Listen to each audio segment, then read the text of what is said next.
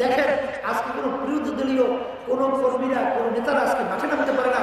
আপনারা লক্ষ্য করছেন বাংলাদেশের ভিতরে ডক্টর কামাল সহ উল্লেখযোগ্য যারা নাকি সংবিধান লেখার ভিতরে যারা নাকি ভূমিকা পালন করেছে, আজকে তাদেরকে অপমান করা হয় বাংলাদেশের ভিতরে। এই দেশকে আর দেশ বলা যায় না, এর পশুত্ব না ডাক্তার বলবো যে বাংলাদেশের ভিতরে যে তাণ্ডব চলছে, এতে কিন্তু এক পর্যায়ে ঘরে ঘরে গৃহযুদ্ধ বেঁচে যাওয়ার সম্ভাবনা রয়েছে। এই কাজ থেকে আপনারা ফিরে আসবেন।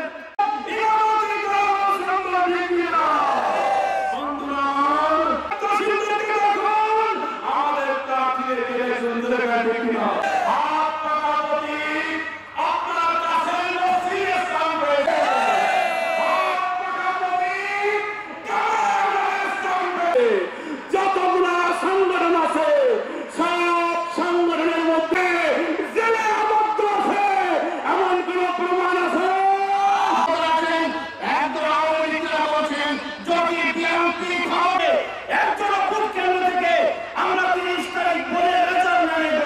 এই জন্য নির্বাচন মানে এই নির্বাচন থেকে সমাজকে পরিবর্তন করা।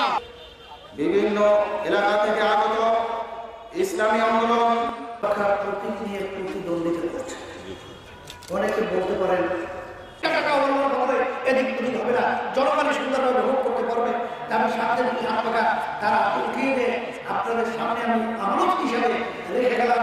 আল্লাহ আমাদের হাত পাকার প্রতি ইসলামের বিজয় দান করেন।